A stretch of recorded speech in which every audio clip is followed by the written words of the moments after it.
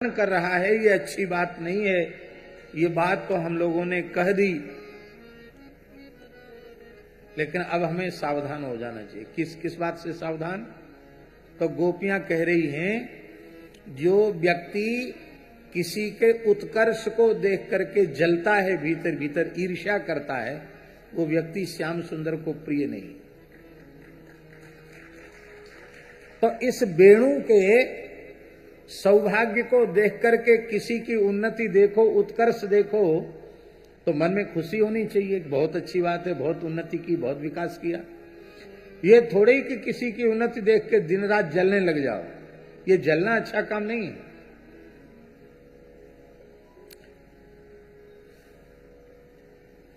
जलना नहीं चाहिए।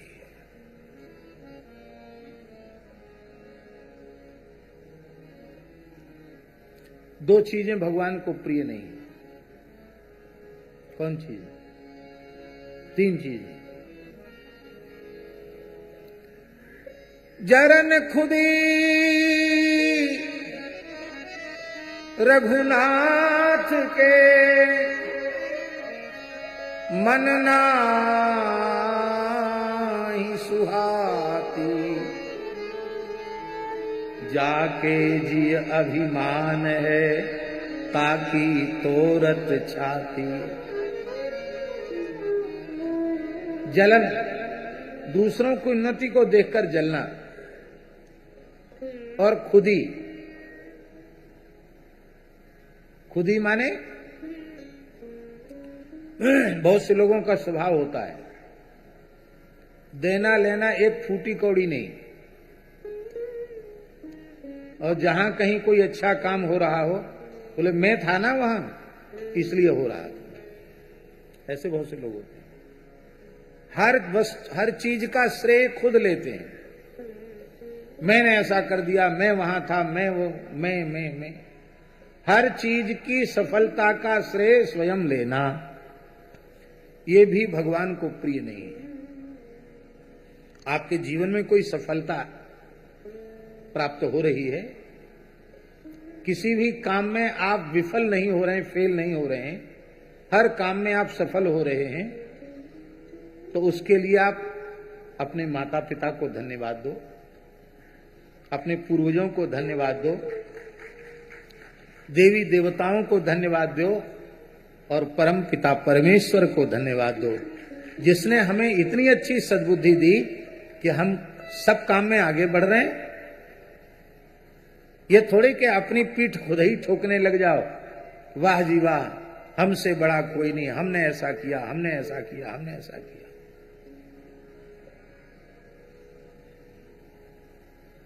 हमारे महाराज जी कहते थे, किसी कंजूस ने किसी एक श्रीमंत व्यक्ति को थोड़ी सिपाड़ी जानते हैं ना, सिपाड़ी सरोता से कुतर के खिला दी। वो तो हमेशा ही पान सुपारी चबाते रहते थे। तो वह व्यक्ति जब मिलता तभी कहता, कहो सुपारी कैसी है, मानो जीवन भर वही सुपारी मुंह में रखी हो। की गई, भूल गई। लेकिन जैसे एक बार सुपारी क्या खिला दी, जीवन भर के लिए सुपारी हो गई। खुद श्रेय मत लो, अपने से बड़ों को श्रेय दो। खुद श्रेय लेने से कर्तापने का अहंकार पुष्ट होगा, और कर्तापने का अहंकार पुष्ट होगा तो बिना बुलाए सभी दोष आ जाएंगे। सारे दोषों की जड़ अभिमान है, बिना बुलाए सारे दोष आ जाएंगे। अहम शून्य होकर के काम करो।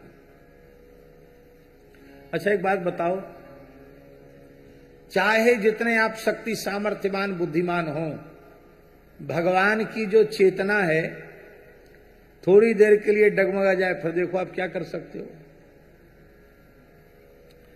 लोग न जाने कितने कितने महीनों तक वेंटिलेटर पर पड़े रहते हैं, इसके बाद प्राण त्यागते हैं। क्या कर सकते हैं आप? कुछ नहीं कर सकते हैं। इसलिए श्रेय भगवान को देना। भगवान ने स्वयं सिखाया, खुद श्रेय मत लो। लंका विजय का श्रेय किसका था? लंका विजय का श्रेय राम जी को था। राम जी न होते तो त्रिलोक विजयी रावण के ऊपर विजय प्राप्त हो सकती थी क्या? राम जी ने लंका विजय की, लेकिन राम जी जब अयोध्या आए तो लंका विजय का श्रेय उन्होंने स्वयं नहीं लिया, बंदर भालुओं को दे दिया। इनके कारण लंका में विजय हुई। राम जी क्या बोल रहे हैं? ये सब सखा सुनहु मुनि मेरे, ये सब सखा सुनहु मुनि मेरे, ये सब सखा सुनहु मुनि मेरे, ये सब सखा सुनहु मुनि मेरे, भय समर सागर कहूँ बेरे, भय समर सागर कहूँ बेरे। राम जी ने कहा, हे गुरुदेव वशिष्ठ जी महाराज, ये जितने बंदर भालू हैं ये मेरे मित्र हैं। ये लंका युद्ध में जहाज बन गए। जैसे जहाज में बैठा हुआ व्यक्ति सहज ही समुद्र को पार कर लेता है, ये तो जहाज के समान हमारे सहयोगी हुए। ये न होते तो लंका विजय न होती। बंदर भालुओं के मन में आया, वाह जी वाह, बंदर भालू लंका विजय करेंगे, चलो कोई बात नहीं। राम जी कह भी रहे हैं तो किसी अंश में तो सत्य है। राम कृपाबल पाए कपिंदा भयु पच्छ जुत मनहु गिरिंदा। तो राम जी की कृपा बल पाकर हम लोगों ने कुछ एक एक राक्षस पर 100-200 बंदर चिपट पड़े, उसकी चीड़फाड़ कर दी, यहां तक तो ठीक है। पर मेघनाद, कुंभकर्ण, रावण, देवांतक, नरांतक, महोदर, अतिकाय, अकंपन आदि जो महा असुर थे, ये जो महा असुर थे,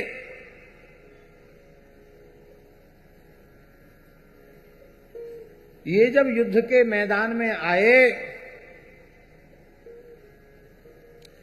तो इनके डर के मारे हम सब भाग रहे थे 10 दिशाओं में।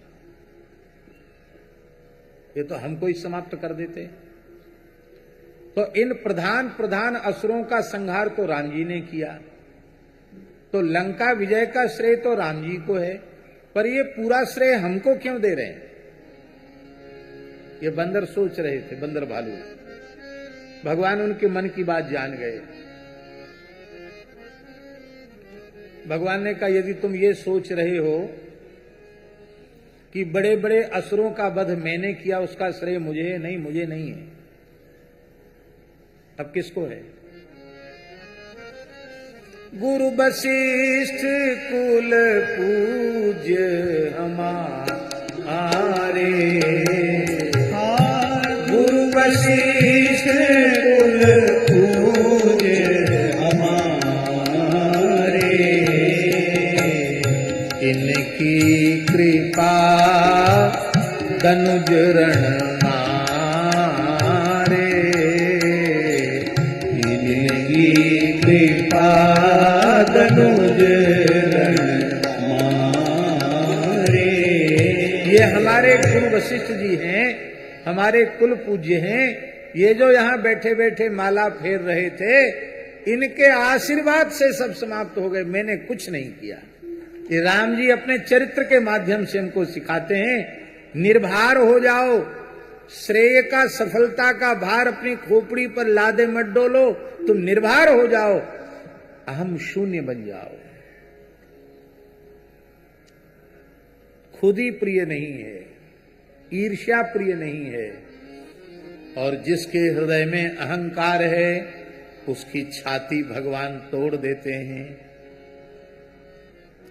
किसी भी प्रकार का अहंकार,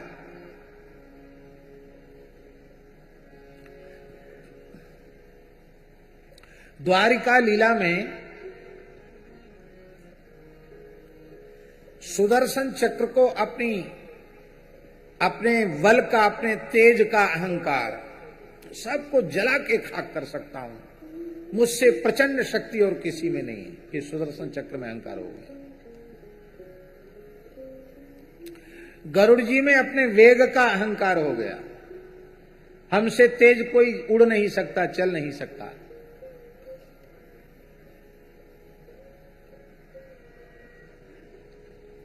और एक बड़ी विशेष बात, द्वारकाधीश भगवान श्री कृष्ण की पटरानियों में से सत्यभामा जी को रूप का अहंकार हो गया कि 16,108 रानी पटरानी में सर्वाधिक रूपवती मैं ही हूं, इसलिए तो श्याम सुंदर मेरी मुट्ठी में रहते हैं, ऐसा उनको लगता था। ठाकुर जी ने देखा ये तो बहुत गड़बड़ बात है, हमारे आसपास रहने वाले मुझ पर ताव देकर घूम रहे हैं, ये तो हमको बिल्कुल पसंद नहीं है। तो ठाकुर जी ने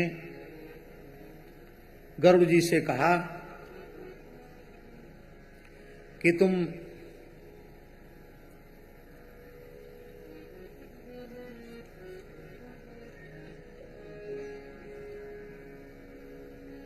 कदली वन चले जाओ, ये हिमालय क्षेत्र में है, देवभूमि है, वहां एक बानर श्रेष्ठ हैं, उन्होंने रामावतार में बहुत हमारी सेवा की है, उनका नाम है श्री आंजनेय हनुमान जी महाराज। उनको तत्काल दौड़कर जाओ और उनको कहो कि तुम्हारे स्वामी ने तुमको याद किया है, बुलाया है। और देखो, ये मत कहना द्वारकाधीश श्री कृष्ण ने याद किया है, ये कहना तुम्हारे स्वामी प्रभु श्री रामचंद्र जी ने तुम्हारा स्मरण किया है। वो राम जी का, हमारे राम रूप का नाम सुनकर के ही आएंगे, क्योंकि उनमें रूपा शक्ति बहुत अधिक है। देखो देर ना हो जाए, उनको जल्दी से लेके आना है। गरुड़ जी बोले महाराज मैं तो बहुत तेज उड़ने वाला हूं, एक क्षण में गया और एक क्षण में आया, उड़ेगा। इधर भगवान ने सुदर्शन चक्र को कहा कि तुम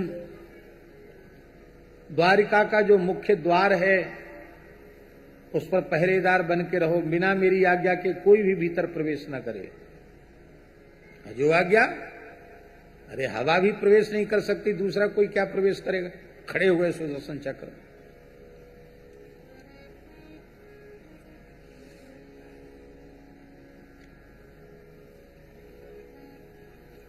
गरुड़ जी गए,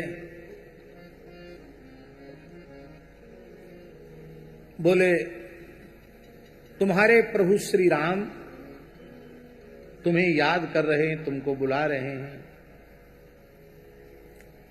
तो हनुमान जी समझ गए ठाकुर जी क्या लीला कर रहे हैं। बोले ठीक है तुम जाओ, कह देना कि वो आते हैं, जाओ तुम जाओ। अरे बोले कहां कदली बन है, देवलोक की सीमा में, हिमालय में जहां मनुष्य की गति नहीं है, यहां से द्वारिका पूरे पश्चिम में है, कितने महीने लग जाएंगे, कितने दिन लग जाएंगे तुमको चलने में, मैं बहुत वेगवान हूं, मेरी पीठ पर बैठो चलो। हनुमान जी हंसने लगे। अरे बोले तुम हमारा वजन ढो नहीं पाओगे, हमको लेके उड़ नहीं पाओगे, जाओ जाओ हम पीछे से आ जाएंगे। तो नहीं नहीं नहीं चलना पड़ेगा, कहा सुनी हो गई।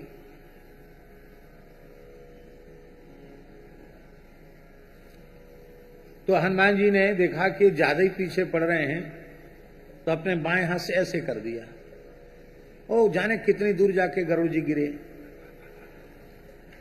अरे भाई बहुत बलवान है भाई, ऐसे सहज भाव से बाएं हाथ से हटा दिया।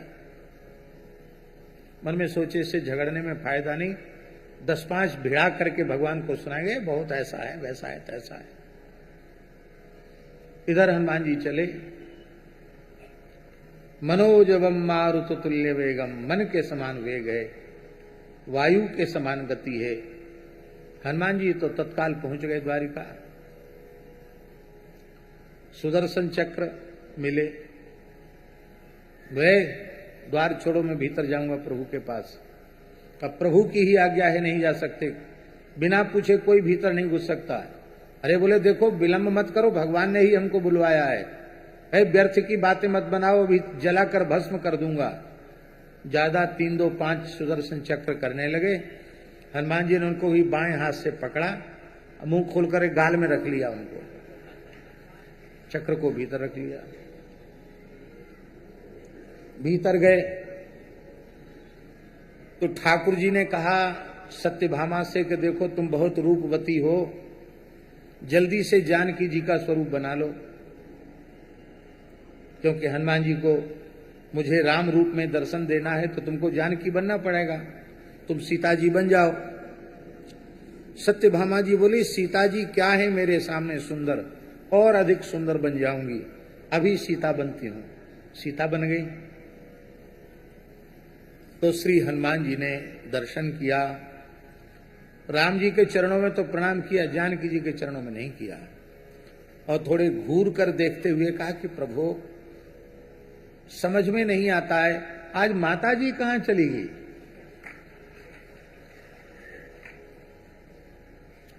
आपने माता जी के स्थान पर किस दासी को बिठा रखा है? ये तो माता जी का स्थान है, इस पे दासी की शोभा नहीं, माता जी की ही शोभा है। बेचारी सत्यभामा जी एकदम लज्जित होकर उठ के चली गई। तब तक गरुड़ जी शिकायत लेकर हाँफते हुए, देखा यहां तो सब खेल हो गया। तब श्री ठाकुर जी ने कहा सत्यभामा के रूप का गुमान, सुदर्शन चक्र की शक्ति का गुमान और गरुड़ जी के गुमान को हरने के लिए हमने अहम शून्य महात्मा हनुमान जी को याद किया था, क्योंकि मैं अपने आश्रित के सारे दोष सहन कर लेता हूं, पर अपने आश्रित में अहंकार सहन नहीं। आपको त्याग तपस्या का अहंकार भी है तो नीचा देखना पड़ेगा। किसी भी प्रकार का अहंकार, आपको अपनी भक्ति का अहंकार है तो भी आपको नीचा देखना पड़ेगा। किसी भी प्रकार का अहंकार नहीं होना चाहिए। तो गोपियां कह रही हैं इस बांसुरी की प्रतिष्ठा को देखकर ईर्ष्या करना, अपने में अहंकार करना, अपने को बहुत विशेष समझना, ये तो ठाकुर जी को प्रिय नहीं है। तब क्या करें? बोले अब इसकी निंदा तो हो गई, अब प्रायश्चित करें। क्या करें? बोले अब इसका गुणगान कर लें। अभी तक इसकी निंदा कर रही थी, अब इसका गुणगान कर लें। आगे के छंद में गोपियां गुणगान कर रही हैं वेणु का। गोप्यः किमाचरदयम् कुशलं स्म वेणु दामोदराधर सुधामपि गोपिकानां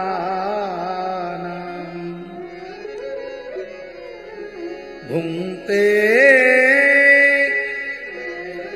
यदवशिष्टरसं हृदिन्यो हृष्यत्वचोऽसु मुमुचुस्तरवो यथार्याः हृष्यत्वचोऽसु मुमुचुस्तरवो यथार्या।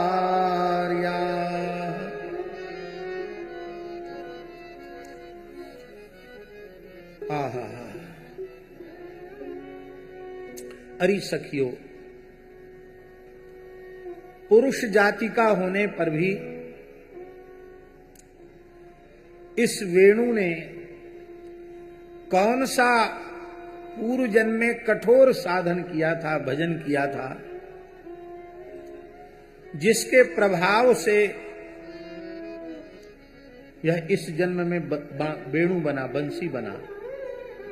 और जो अधर सुधारस हम ब्रजांगनाओं का सर्वस्व है, उस अधर सुधारस का ये अकेले ही पान कर रहा है। देखिए वेणु क्या है। स्कंद पुराण के अनुसार, स्कंद पुराणोक्त श्रीमद् भागवत महात्म्य के अनुसार, स एव सा ससई वास्ति वंशी तत्प्रेम रूपिका। भगवान व्यास कह रहे हैं स एव सा, राधा एव कृष्ण, कृष्ण एव राधा, और तयोः प्रेम रूपिका वंशी। राधा कृष्ण का प्रेम ही वंशी है, वेणु है। युगल का प्रेम ही वंशी है। हमारे वृंदावन में रसिक त्रिवेणी के 3 आचार्य हुए हैं। अनन्य रसिक नृपति श्री स्वामी हरिदास जी महाराज, साक्षात श्री ललिता जी के स्वरूप, श्री हरिराम जी व्यास जी महाराज साक्षात विशाखा सखी के स्वरूप, और महाप्रभु श्री हित हरिवंश चंद्र जी महाराज जिन्होंने राधा वल्लभलाल जी को पधराया, वंशी के स्वरूप। और एक और बंसी अली जी प्रकट हुए हैं।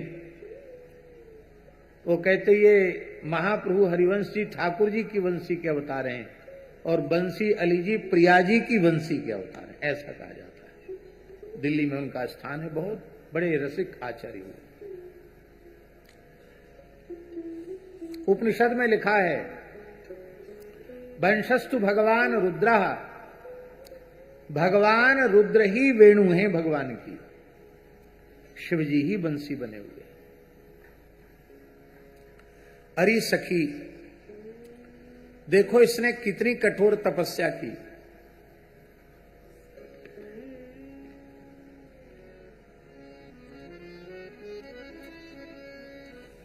क्या तपस्या की इस बंसी ने, वेणु ने? पहले गांव नगर छोड़ा, जंगल में पैदा हुआ। वेणु वन में ही उत्पन्न होता है। फिर कितनी कठोर तपस्या की, ठंडी, गर्मी, बरसात तीनों को अपने ऊपर सहन किया, उफ तक नहीं बोला। ये इसकी कठोर तपस्या। फिर इसको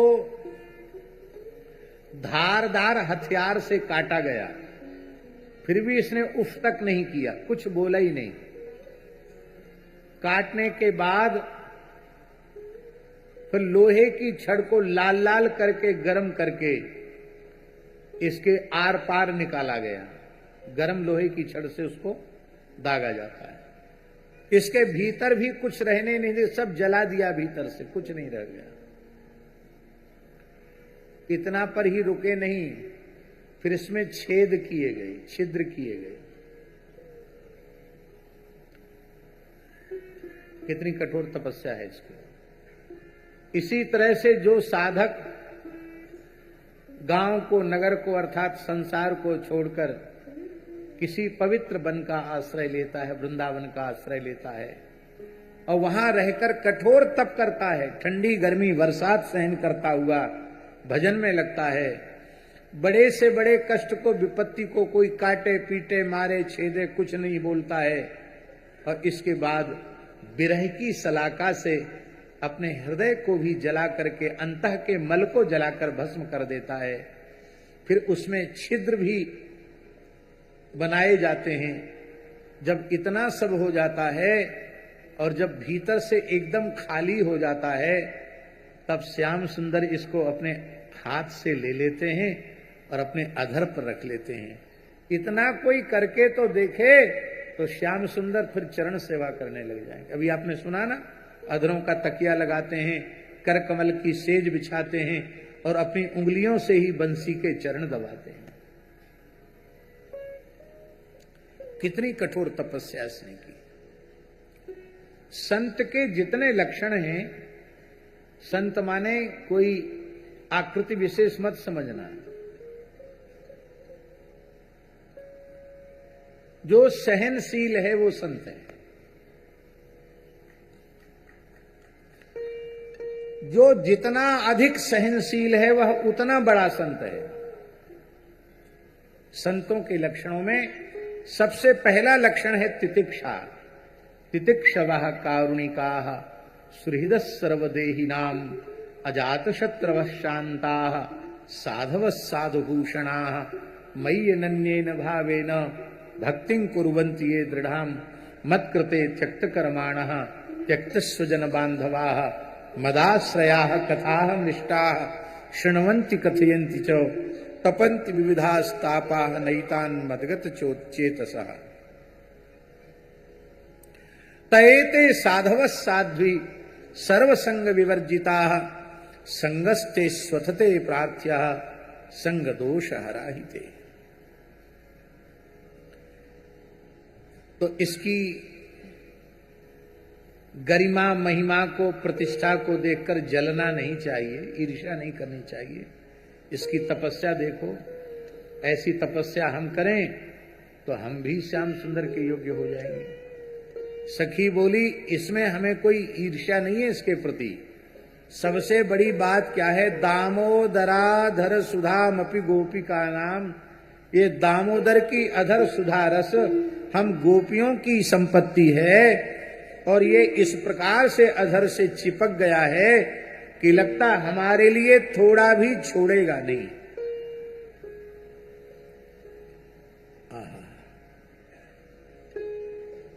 ये वेणु जिस वन में पैदा हुआ, यहां जाएं भोले बाबा, यहां जाएं,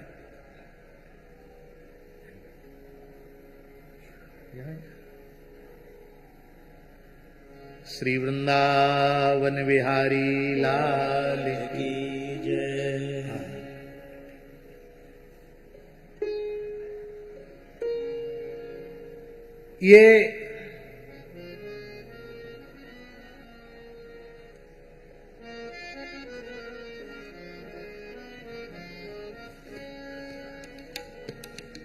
ये वेणु को अपने रस से सींचने वाली हृदनियां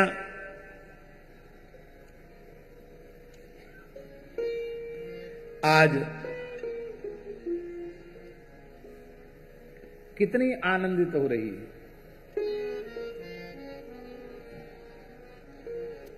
ये आनंद कैसे झलक रहा है, छलक रहा है।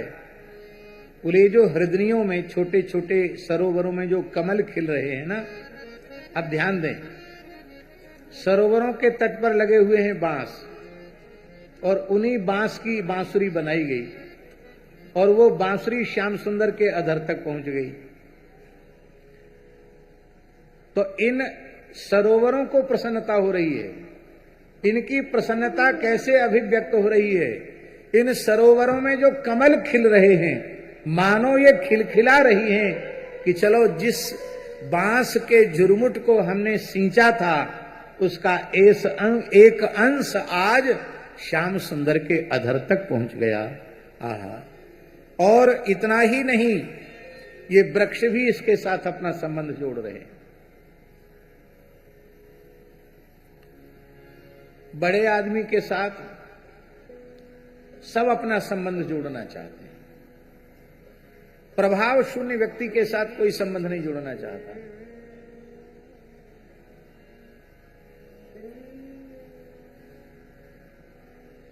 उड़ीसा वाले बड़े गर्व से कहते हैं कि महामहिम राष्ट्रपति महोदया हमारे यहां की। हाँ, रखना भी चाहिए। इस प्रकार से बात करते मानो बिल्कुल उनके घर की ही खास हो प्रधान राष्ट्रपति महोदया। अब गुजराती लोग ऐसे बात करते हैं मानो प्रधानमंत्री उनके बिल्कुल घर का ही हो। भले ही वे सीधे उससे न मिले हों, कभी मिलने का बैठने का अवसर न मिला हो, फिर भी गौरव तो होता है। तो ये वृक्ष अपने मन में सोच रहे हैं कि जिस जाति के हम वृक्ष हैं उसी जाति का तो बांस है और हमारी ही जाति बिरादरी का एक अंश श्री कृष्ण के अधर तक पहुंच गया, श्री कृष्ण के करकमल में पहुंच गया। तो ये वृक्ष भी बड़े आनंदित हो रहे हैं और इससे संबंध जोड़कर आंसू बहा रहे हैं, प्रेम के आंसू। प्रेम के आंसू कैसे बहा रहे हैं? बोले इन वृक्षों में लताएं हैं, उनमें पुष्प खिल रहे हैं, तो जो पुष्प झर रहे हैं वृक्षों से मानो वे वृक्ष अश्रुपात कर रहे हैं, प्रेमाश्रु विमुंचन कर रहे हैं। और अरी सखी, ये वृंदावन तो वृंदावन है। कैसा है वृंदावन? वृंदावनम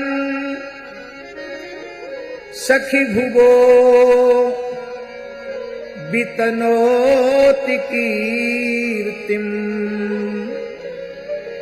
यद्देवकी सुत पदाम्बुज लब्ध लक्ष्मी गोविंद वेणु मनुमत्त मयूर नृत्यम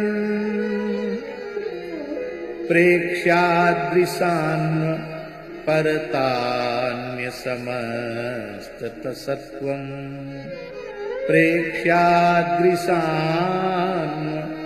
परतान्य समस्त सत्वम्।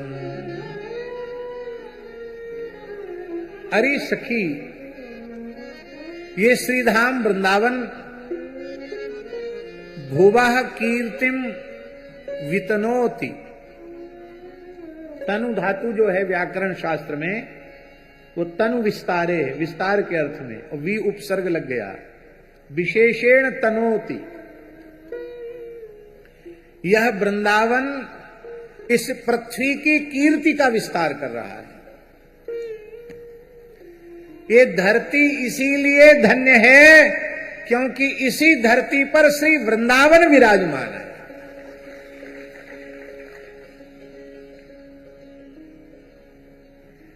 यदि वृंदावन इस धरती पर विराजमान न होता तो ये धरती धन्य न हो पाती।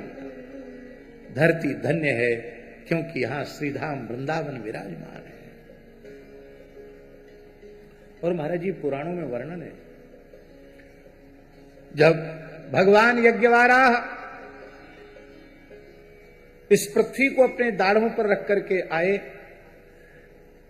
जल के बाहर आए, तो उन्होंने देखा एक ज्योतिर्मय भूखंड, अनंत दिव्य प्रकाश जिससे फैल रहा है, सघन पर्वत लताओं से आच्छादित एक भूक्षेत्र भूखंड अपने प्रकाश से प्रकाशित हो रहा है। पृथ्वी देवी ने कहा कि हे प्रभु वाराह भगवान, मैं तो आपके दाढ़ों पर विराजमान हूं और मैं तो सोचती हूं कि पृथ्वी एकमात्र मैं अकेली ही हूं, फिर मेरा ही यह एक अंश अलग से यहां कैसे दिखाई पड़ रहा है? बोलिए तुम्हारा अंश नहीं है, तब क्या है?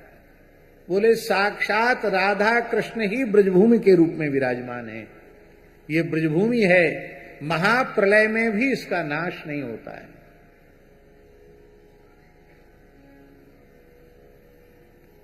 यहां माया काल का प्रभाव नहीं होता है।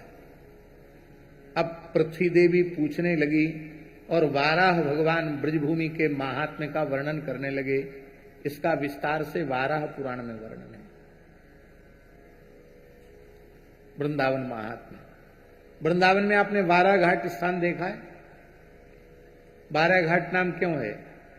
यमुना जी के उसी घाट पर 12 भगवान ने बैठकर यमुना जी को वृंदावन की महिमा सुनाई थी, इसलिए उस घाट को 12 घाट कहते हैं। आज भी वहां 12 भगवान का मंदिर है, प्रधान देवता 12 भगवान है। बोलो वृंदावन बिहारी लाल की जय। वृंदावन महात्म्य सुनकर के धरती ने प्रार्थना की, प्रभु मेरे ऊपर एक कृपा कीजिए। क्या? बोले इस दिव्य भूखंड को मुझसे जोड़ दीजिए, जिससे वृंदावन को प्राप्त करके मैं भी धन्य हो जाऊं। भगवान ने कहा चलो ये ठीक है।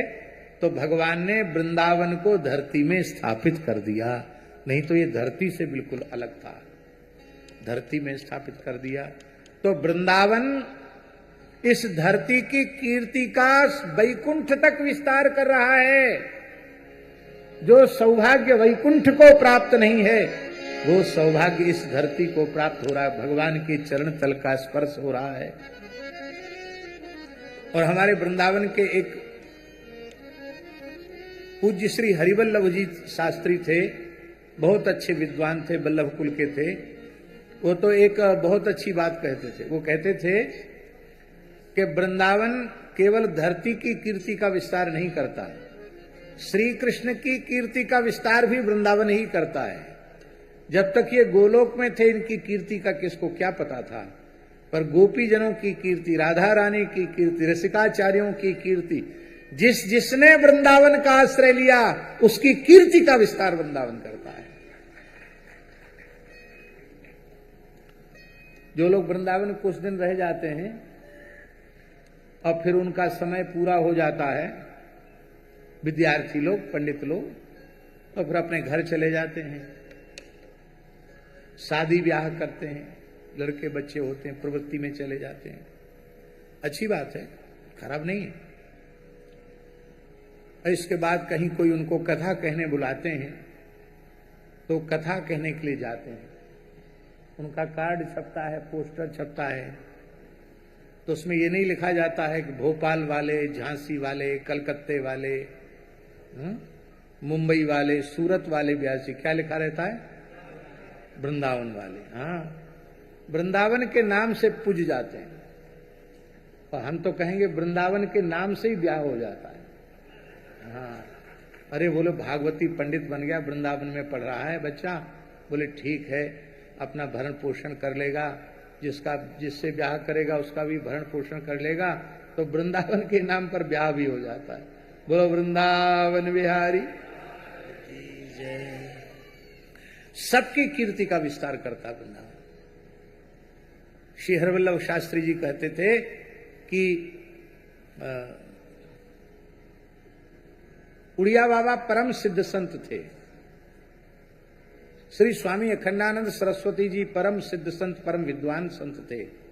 श्री हरि बाबा, उड़िया बाबा, श्री श्री आनंदमयी मां, श्री ठाकुर सीताराम दास ओंकारनाथ ठाकुर, और ये सब महापुरुष,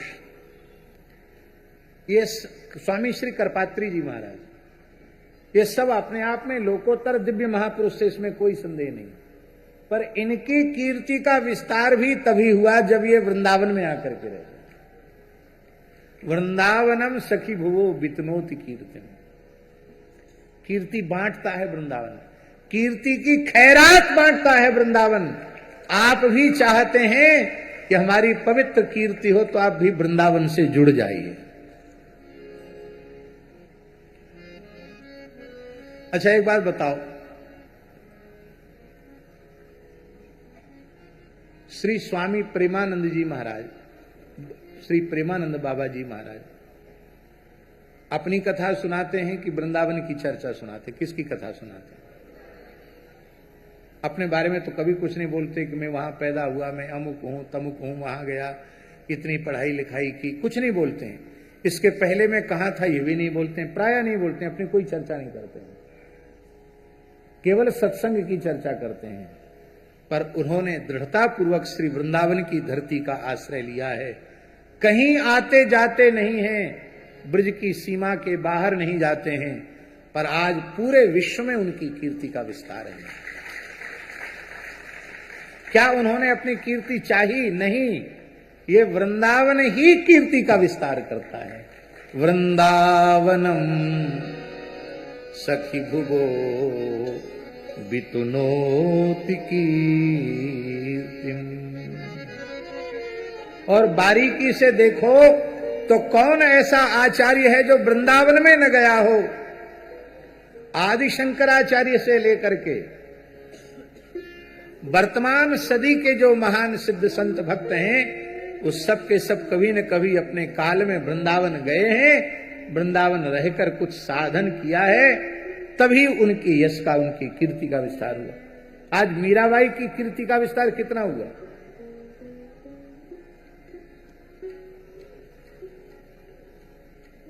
कैसा है गौरव राजस्थान की? मीरा जी का है ना? नहीं, हरि की प्यारी मीराबाई गौरव राजस्थान की, राजस्थान की गौरव हिंदुस्तान की, हाँ राजस्थान की गौरव हिंदुस्तान की, गौरव सकल जहान की, प्रतिष्ठा सकल जहान की, हरि की प्यारी मीराबाई गौरव राजस्थान की, हरि की प्यारी मीराबाई गौरव राजस्थान की। बस बैठ जाओ।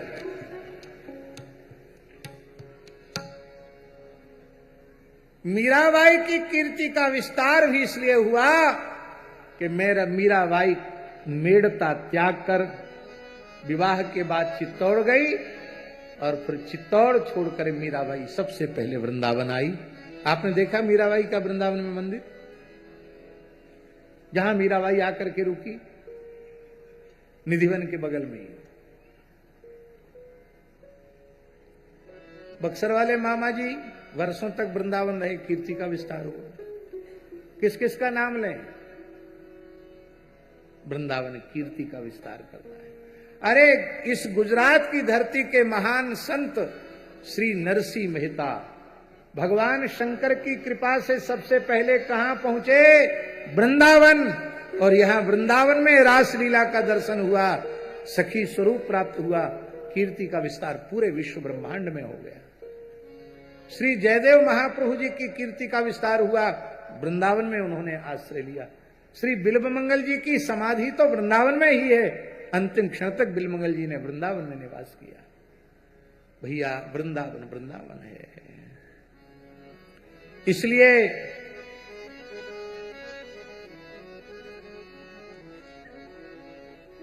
हाँ,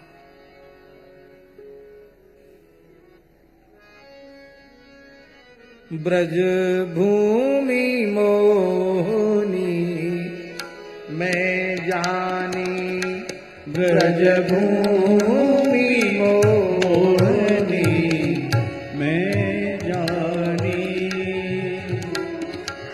मोहन कुंज मोहन वृंदावन, मोहन कुंज मोहन वृंदावन, मोहन जमुना पानी, मोहन जमुना पानी, ब्रज भूमि मोहनी मैं जानी, ब्रज भूमि मोहनी मैं जानी।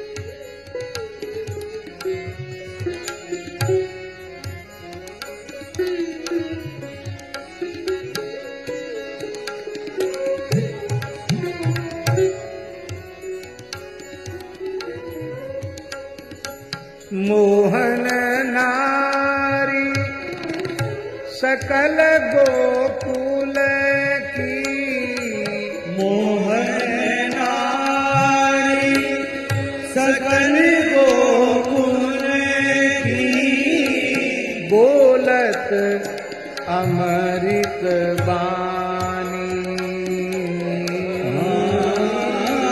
बोलत अमृत बानी। श्री भट्ट के प्रभु मोहन नागर, श्री भट्ट के प्रभु मोहन नागर, श्री भट्ट के प्रभु मोहन नागर, श्री भट्ट के प्रभु मोहन नागर, मोहनी राधा रानी, मोहनी राधा रानी, ब्रज भूमि मोहनी में जानी, ब्रज भूमि मोहनी में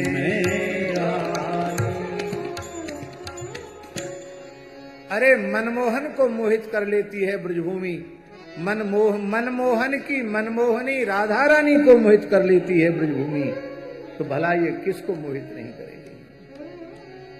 ये वृंदावन क्या है? नवचक्र चूड़ांध्रपति मणि सांवरो, राधिका तरुण मणिपट्ट रानी, शेष ग्रह आदि वैकुंठ पर्यंत सब लोक थानेत ब्रज राजधानी, लोक थानेत ब्रज राजधानी।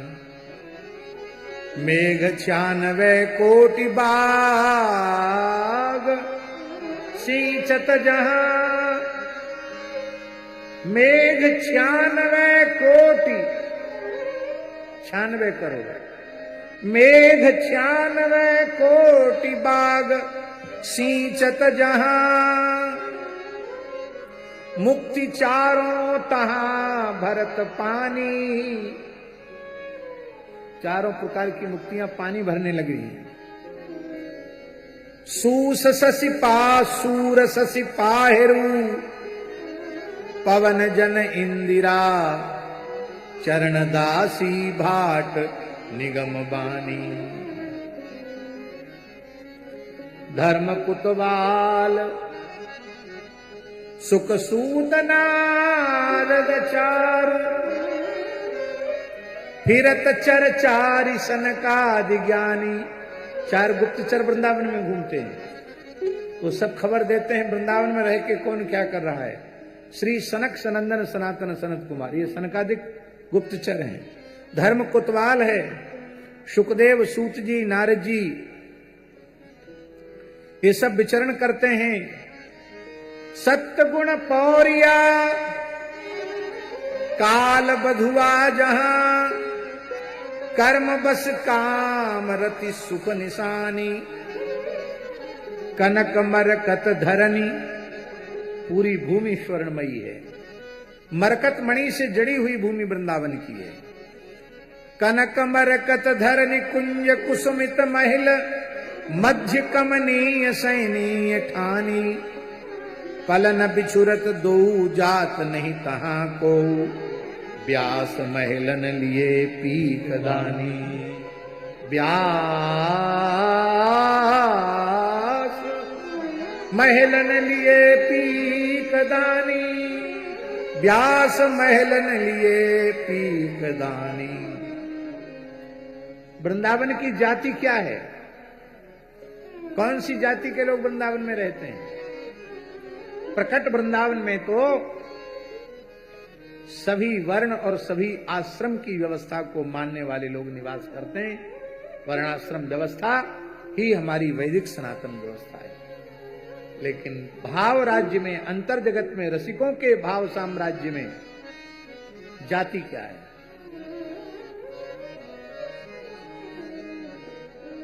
रसिक अनन्य हमारी जाति,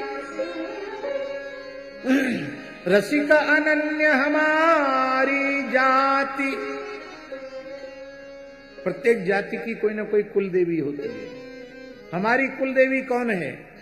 कुल देवी राधा, बरसानो खेरो ब्रजवासिन सो पाती। रसिक अनन्य हमारी जाति। तो आप प्रत्येक जाति का कोई ना कोई गोत्र होता। आपका गोत्र क्या है? गोत गोपाल, अच्युत गोत्र है। गोत गोपाल जनेऊ माला, शिखा शिखंडी हरि मंदिर भाल। हरि गुण नाम वेद धुनि सुनियत। नाम संकीर्तन ही वेद पाठ है। मूंज पखावज कुश करताल, शाखा जमुना। हरि लीला सट कर्म, प्रसाद प्राण धन रास।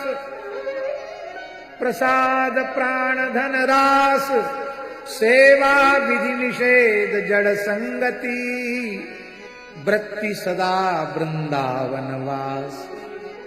वृत्ति सदा वनवास। रसिक अनन्य हमारी जाति। और स्मृति क्या है? स्मृति भागवत। स्मृति के अनुसार जीवन होना चाहिए। वैष्णवों की स्मृति है श्रीमद् भागवत। श्रीमद् भागवत के अनुसार प्रत्येक वैष्णव का जीवन होना चाहिए। स्मृति भागवत कृष्ण नाम संध्या, तर्पण गायत्री को जाप। आपके ऋषि कौन हैं? बंसी ऋषि। बंसी ऋषि जजमान कल्पतरु, व्यास न देत असीस सराह। रसिक अनन्य हमारी जाति। रसिक अनन्य हमारी जाति। इसलिए वृंदावन की शोभा देखे, वृंदावन की शोभा देखे, मेरे नैन सिरात। वृंदावन वृंदावन वृंदावन वृंदावन।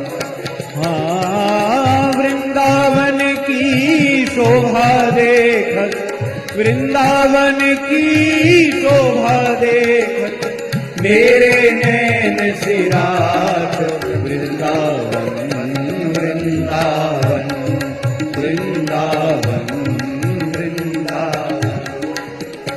हाँ, वृंदावन की शोभा देखत, वृंदावन की शोभा देखत, मेरे नैन सिरात। वृंदावन वृंदावन वृंदावन वृंदावन वृंदावन प्यारो वृंदावन।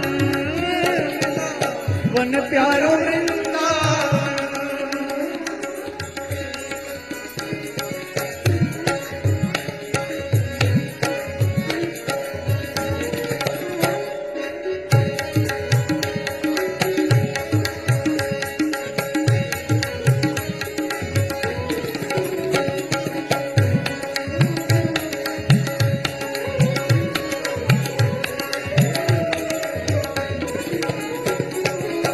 कुंज निकुंज कुंज सुख बरसत, हर्षित सबको गात।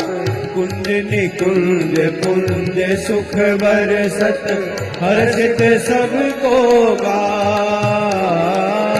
कुंज निकुंज कुंज सुख बरसत, कुंज निकुंज पुंज सुख बरसत हर्षित सब को गात वृंदावन वृंदावन वृंदावन वृंदावन हाँ वृंदावन की शोभा देखत वृंदावन की शोभा देखत मेरे नैन सिराग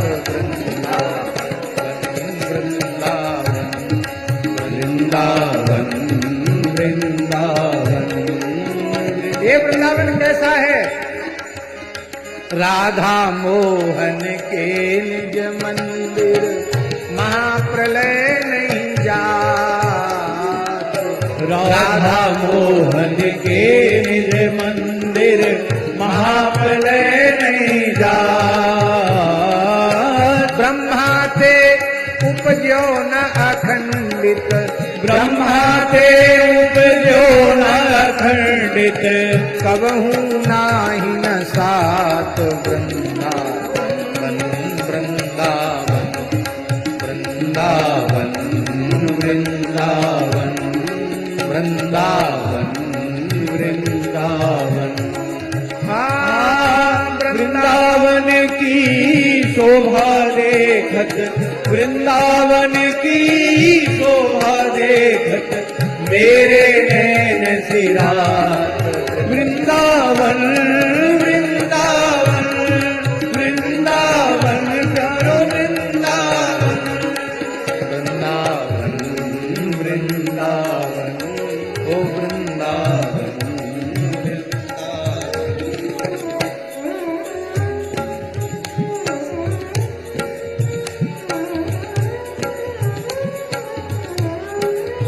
जय हो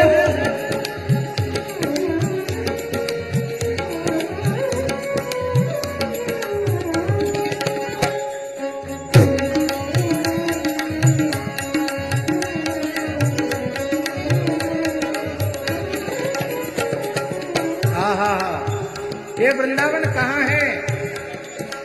फणी पर रवि तर नहीं विराट मह नहीं संध्या नहीं प्रात। फणि पर रवि तर नहीं विराट मह नहीं संध्या नहीं प्रात। माया काल रहित नित नूतन ओ माया काल रहित नित नूतन माया काल रहित नित नूतन माया काल रहित नित नूतन सदा फूल फल पात वृंदावन जानो वृंदावन वृंदावन जानो वृंदावन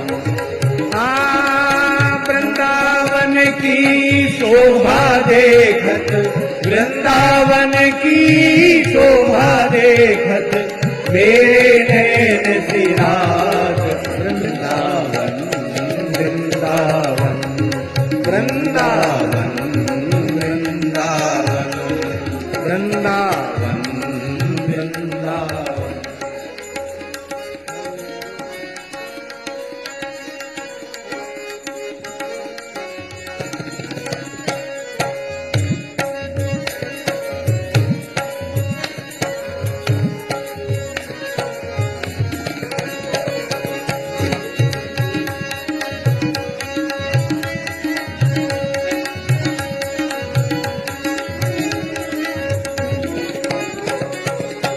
और ये वृंदावन क्या है?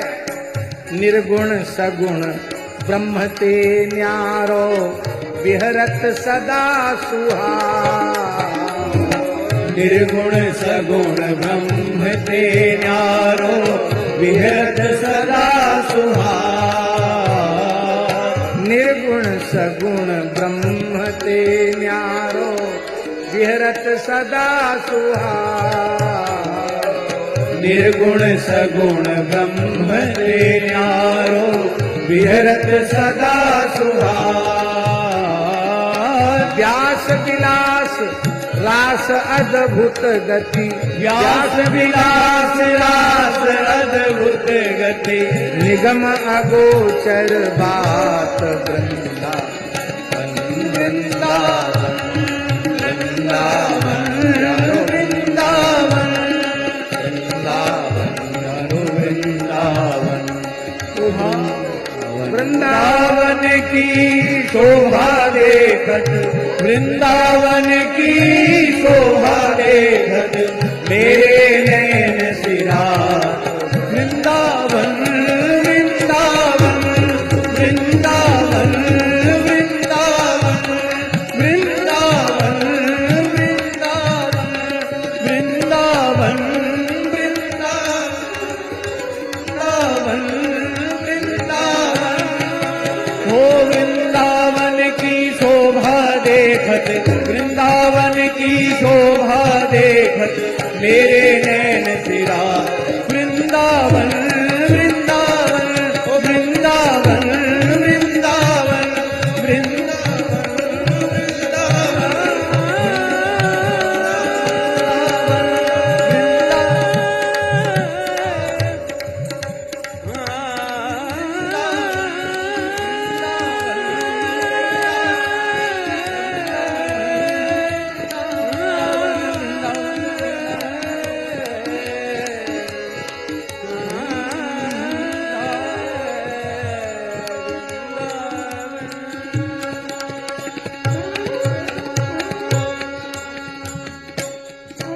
जय जय श्री राधे श्री वृंदावन बिहारी लाल की जय।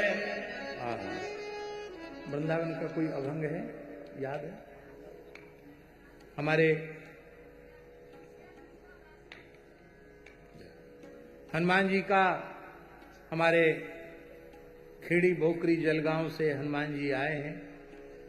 बहुत अच्छे अभंग गाते हैं। इस पूरी कथा में रहना था, लेकिन आपके पितामह श्री नामदेव जी नाम था, श्री गोलोकवासी नामदेव जी अभी एकादशी की तिथि को, इस एकादशी से पिछली एकादशी को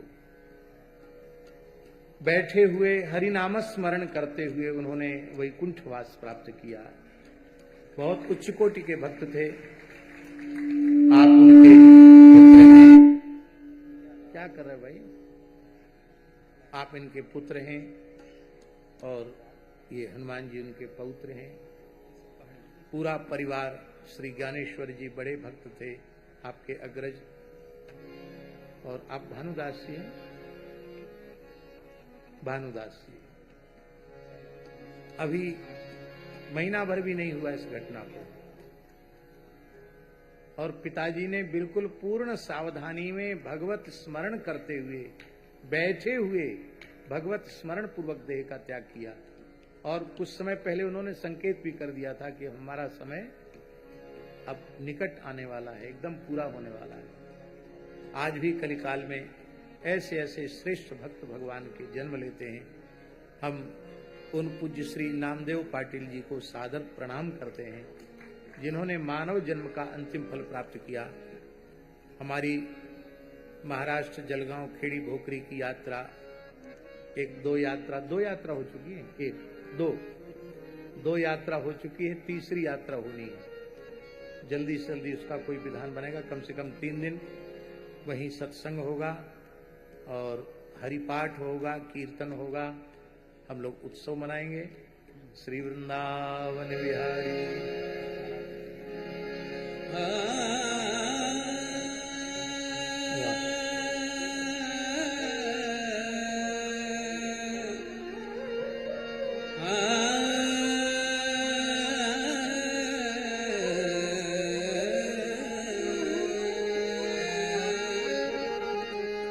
वृंदावनी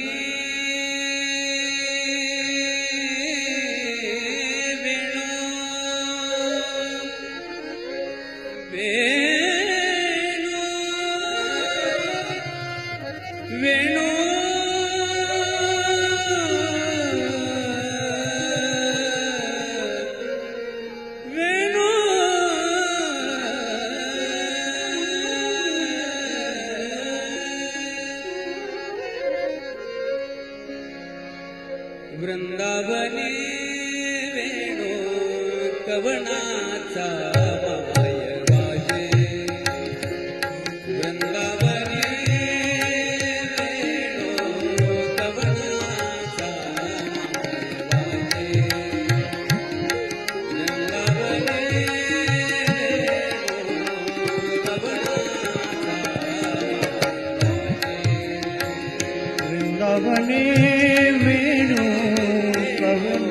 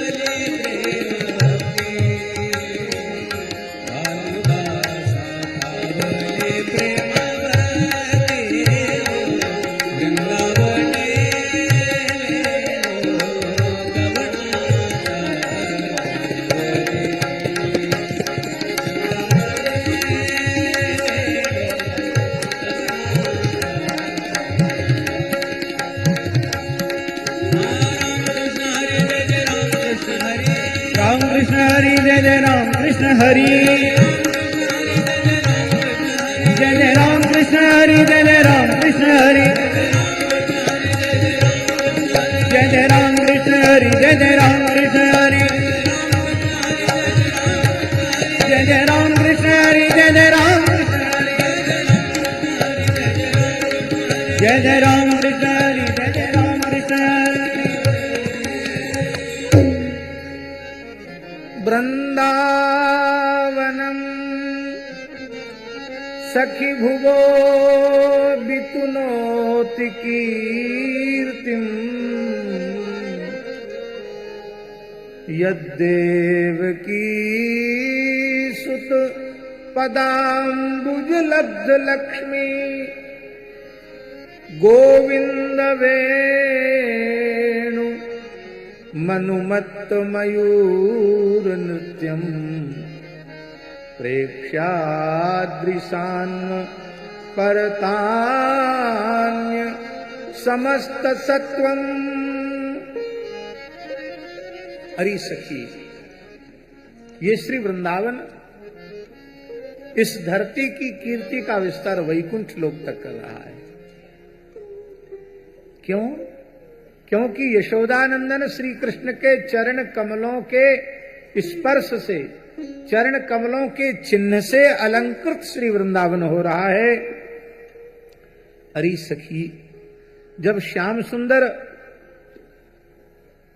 मुनि मनमोहनी, मुनि जन मनमोहनी बंसी बजाते हैं तो मोर उसकी ताल पर मतवाले होकर नाचने लग जाते हैं। और यह देखकर पर्वत की चोटियों पर विचरने वाले पशु पक्षी, इनकी भी भाव समाधि लग जाती है। ये चित्र लिखित से रह जाते हैं, चुपचाप खड़े शांत से रह जाते हैं। और ऐसी इनकी अद्भुत छटा है, छवि है, झांकी है। यहां एक अर्थ और महापुरुषों ने किया है, गोविंद वेणु मनु। मनु जी की बात माननी चाहिए, मनुस्मृति। तो भाई मनु जी की बात सब मानते, हम भी मानते हैं, इसलिए तो हम मनुष्य हैं। लेकिन श्री वृंदावन के मनु कौन है?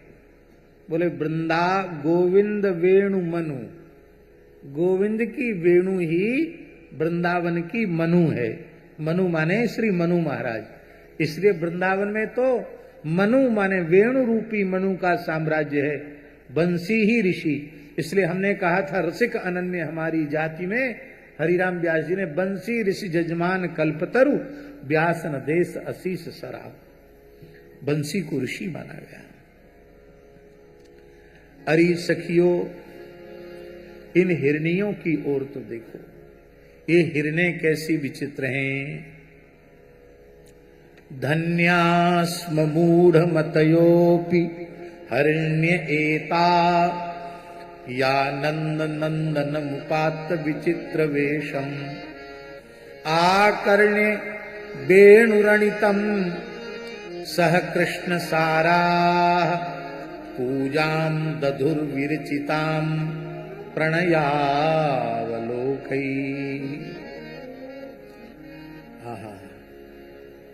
नंद नंदन मुपात विचित्र वेशम, ये विचित्र वेश धारण करने वाले नंद नंदन श्री कृष्ण हैं। जब ये बांसुरी बजाने लग जाते हैं तो जिन हरनियों को लोग कहते ये तो पशु जाति की हैं, इनमें क्या है, इनमें कोई ज्ञान विवेक थोड़ी है, ये तो मूढ़मती हैं। ये मूढ़मती हिरनियां, संसार की दृष्टि में जिन हिरनियों को मूढ़मती कहा जाता है, मूढ़मतयोपि हरिण्य एता, एता हरिण्य, ये हरिणियां नंद नंदन श्याम सुंदर की विचित्र रूप माधुरी का दर्शन करती हैं और फिर वेणु माधुरी का श्रवण करती हैं। आकर्ण वेणु रणितम, आकर्ण माने श्रुत्वा, वेणु नाद श्रवण करके, और वे उनके पति कृष्ण सार मृग उनके बगल में खड़े हैं, लेकिन उनकी संपूर्ण वृत्ति अपने प्राण जीवन धन कृष्ण में अर्पित हो जाती है। इसलिए वे भूल जाती हैं कि हमारे पति हमारे साथ हैं, और वे उनकी वेणु माधुरी की स्वर लहरी पर खिंची हुई हिरनियां श्याम सुंदर के निकट पहुंच जाती हैं, और हिरनियों के साथ खिंचे हुए हिरण भी साथ ही साथ श्याम सुंदर के निकट पहुंच जाते हैं। और निकट पहुंच के करते क्या है ये हिरण हिरनियां? आपने हिरण देखा है? चिड़ियाघर में देखा। चलो चिड़ियाघर का भी हिरण तो हिरण ही है, पर जंगल में स्वच्छंद विहार करने वाले जो हिरण हैं उनकी आंखें बड़ी सुंदर होती हैं, हिरण की आंखें। इसलिए एक किसी भक्त का भाव है, गीता प्रेस की पुस्तक में भी कोई मुस्लिम भक्त हैं,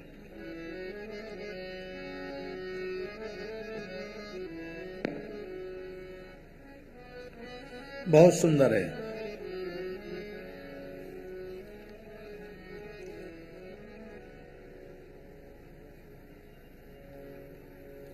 जय जय श्री राधे, जय जय श्री राधे।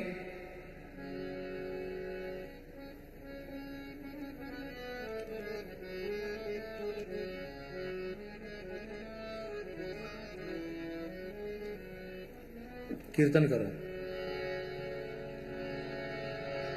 श्री कृष्ण गोविंद हरे मुरारे, हे नाथ नारायण वासुदेव। श्री कृष्ण गोविंद हरे मुरारे। 332 पेज संख्या। श्री कृष्ण गोविंद हरे मुरारे, हे नाथ नारायण वासुदेव। श्री कृष्ण गोविंद हरे मुरारे, हे नाथ नारायण वासुदेव। हे नाथ नारायण वासुदेव।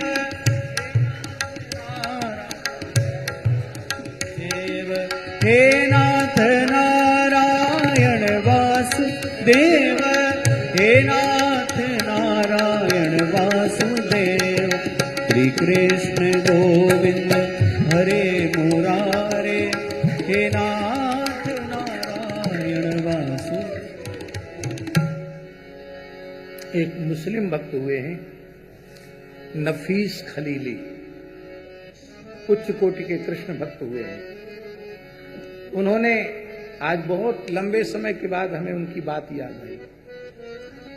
हिरनियों की आंखों का वर्णन सुनकर के याद आई। वे कहते कन्हैया की आंखें हिरन सी नसीली, कन्हैया की आंखें हिरन सी नसीली, कन्हैया की आंखें हिरन सी नसीली, कन्हैया की आंखें हिरण सी नसीली, कन्हैया की आंखें हिरन सी नसीली, कन्हैया की आंखें हिरण सी नसीली। कन्हैया की शोखी कली सी रसीली, कन्हैया की शोखी कली सी रसीली, कन्हैया की आंखें हिरन सी नसीली, कन्हैया की आंखें हिरण सी नसीली। कन्हैया की छवि दिल उड़ा लेने वाली, कन्हैया की छवि दिल चुरा लेने वाली, कन्हैया की छवि दिल उड़ा लेने वाली, कन्हैया की छवि दिल उड़ा लेने वाली, कन्हैया की सूरत लुभा लेने वाली, कन्हैया की सूरत लुभा लेने वाली, कन्हैया की आंखें हिरन सी नसीली, कन्हैया की आंखें हिरण सी नसीली, कन्हैया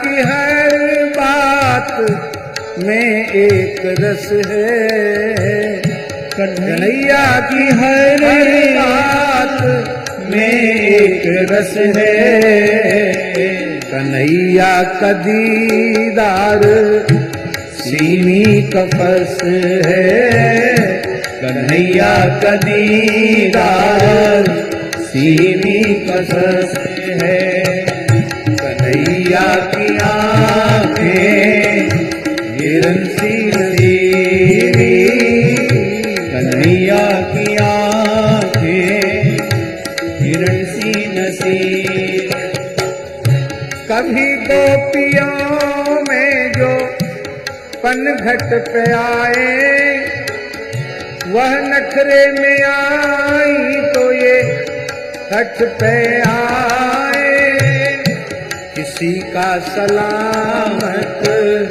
दुपट्टा न छोड़ा, जो भागी तो कंकड़ से मटकों को फोड़ा, कन्हैया की आंखें हिरण सी नसीली, कन्हैया की आंखें हिरण सी नसीली, जो हाथ आई उसकी मरोड़ी कलाई, जो हाथ आई उसकी मरोड़ी कलाई, बहुत कसमसाई ना छोड़ी कलाई, बहुत कसमसाई ना छोड़ी कलाई, बिठाया जमीन पर पकड़ कर किसी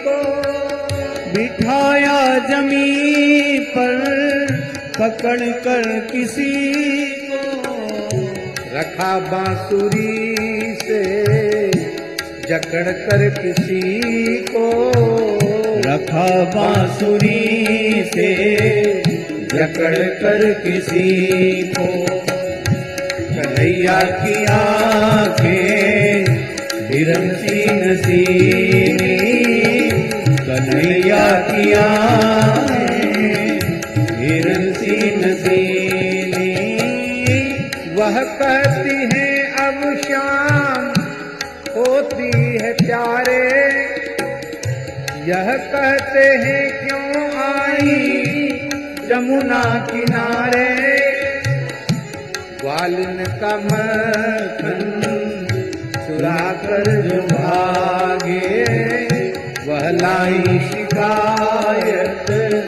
जसोदा के आगे, कहा तेरा मोहन सताता बहुत है, चुराता तो है पर गिराता बहुत है, कई एक पल पहले से घर में खड़ी है, कहीं एक पहले से घर में खड़ी है, जसोदा से सब बारी बारी से लड़ी है, जसोदा से सब बारी बारी लड़ी है, कन्हैया की की आंखें हिरण सी नसीली, कन्हैया की आंखें हिरण सी नसीली, वही नागहानंद का लाल आया, कयामत की चलता हुआ चाल आया, कहा दूर से झूठ कहती है माता, इसी पार मजाक में यह तो रहती है माता। शिकायत अर्जा मजाक इनके सस्ते, कहीं जाऊं तो रोक देती है रस्ते। ये छेड़े मुझे और दुहाई न दूं मैं, जो ठोकर झटक कर कलाई न दूं मैं। जो पन घट पे इनको दिखाई न दूं मैं, जो मुरली बजाता सुनाई न दूं मैं।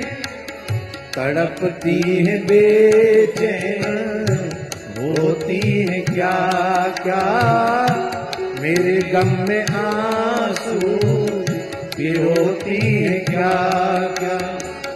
कन्हैया की आंखें हिरण सी नसीली, कन्हैया की आंखें हिरण सी नसीली।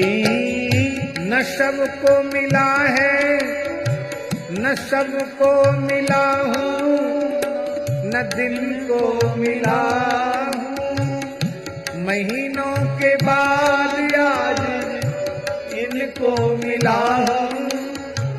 ये झूठी है गर शिकवा बरलब है आई, मुझे देखने के लिए सब ने आई, मुझे देखने के लिए सब ने आई। कन्हैया की आंखें कन्हैया की आंखें हिरण सी नसीली, कन्हैया की आंखें हिरण सी नसीली, कन्हैया की आंखें हिरण सी नसीली। साजात्य संबंध है। ठाकुर जी की भी हिरणों जैसी बड़ी बड़ी आंखें हैं, नसीली आंखें हैं, और हिरनियों की भी ऐसी आंखें हैं। हिरनियां अपनी बड़ी बड़ी आंखों से आकर्ण्य वेणुरणितम सह कृष्ण सारा, अपनी बड़ी बड़ी आंखों से श्याम सुंदर को निहारती हैं। बहुत ध्यान से सुने, फिर क्या करती हैं निहार कर? अपने नेत्रों के मार्ग से मुरली मनोहर श्री कृष्ण को अपने हृदय कुंज में बिठा लेती है। और हृदय कुंज में बिठाकर श्री वल्लभाचार्य चरण जी का भाव है कि वो गोपी स्वरूप धारण कर लेती है अपने हृदय कुंज में, और गोपी रूप धारण करके आलिंगन करती है श्याम सुंदर का। आलिंगन करती हैं, कितना आनंद उनके भीतर होता है। तो संपूर्ण पूजा तो वे आंख बंद करके अपने भीतर ही कर लेती हैं अपने प्रियतम की, किंतु पूजन में सबसे बात विशेषार्घ्य होता है। तो अर्घ कैसे चढ़ाती है वो?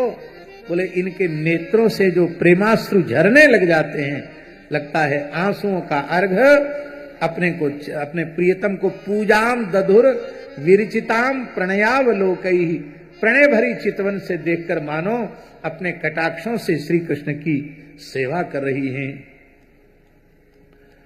अरि सखी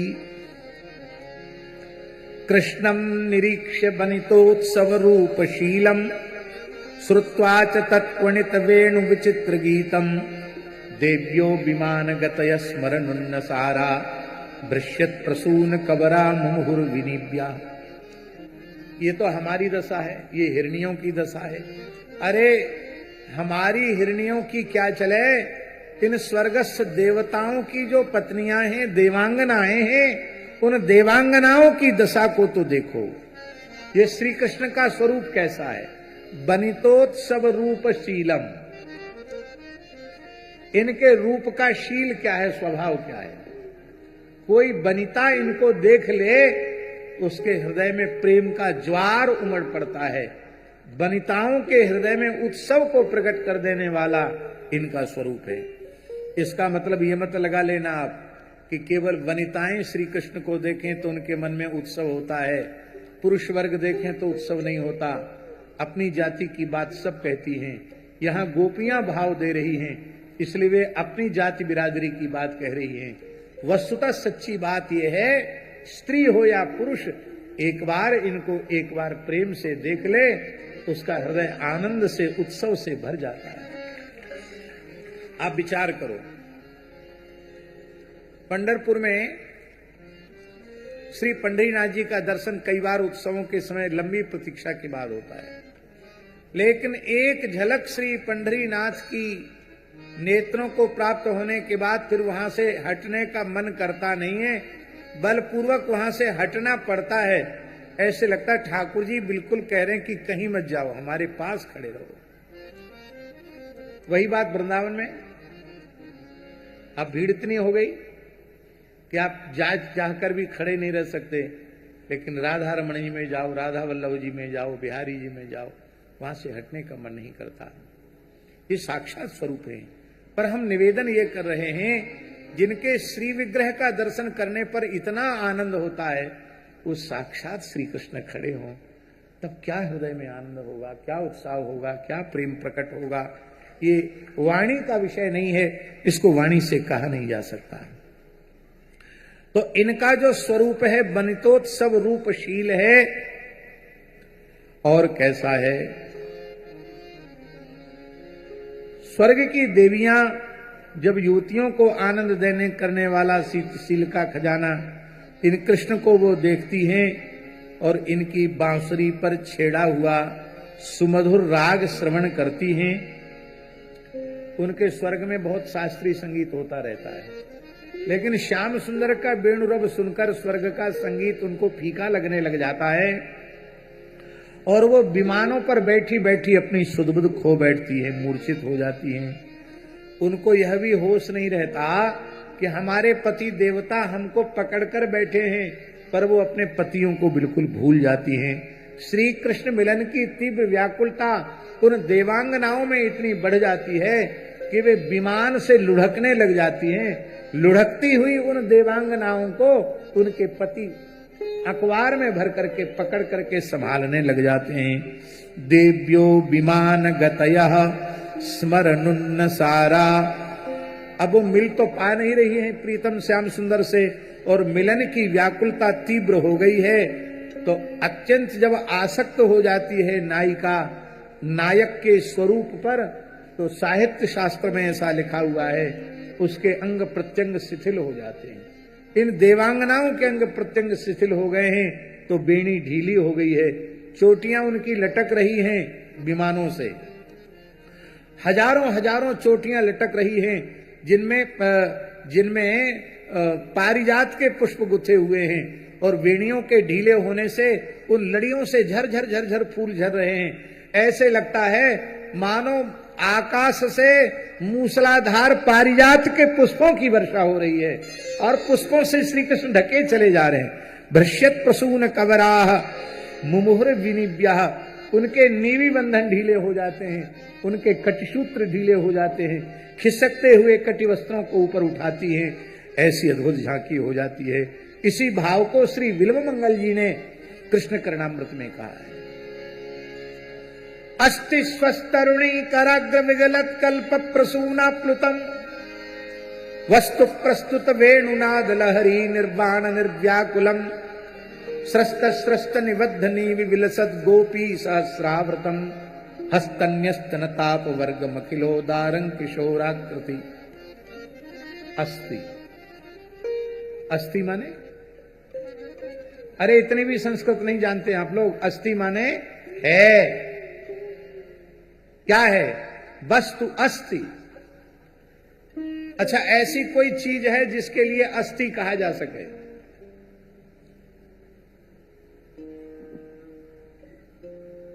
और सरल करके बोल रहे हैं, संसार का कोई भी नाम रूप सदा वर्तमान रह सकता है क्या? नहीं रह सकता। पर वस्तु अस्ति, वस्तु है तो केवल श्री कृष्ण है। जो तिहु काल एक रस रही।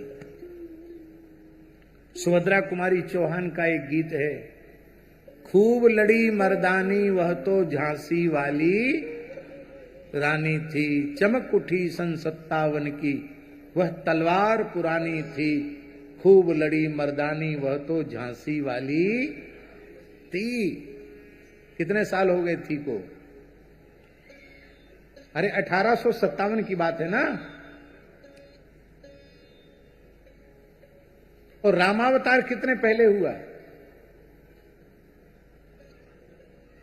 अरे रामावतार की बात बोल रहे हैं, 1,85,00,000 और कुछ हजार वर्ष पूर्व रामावतार हुआ है।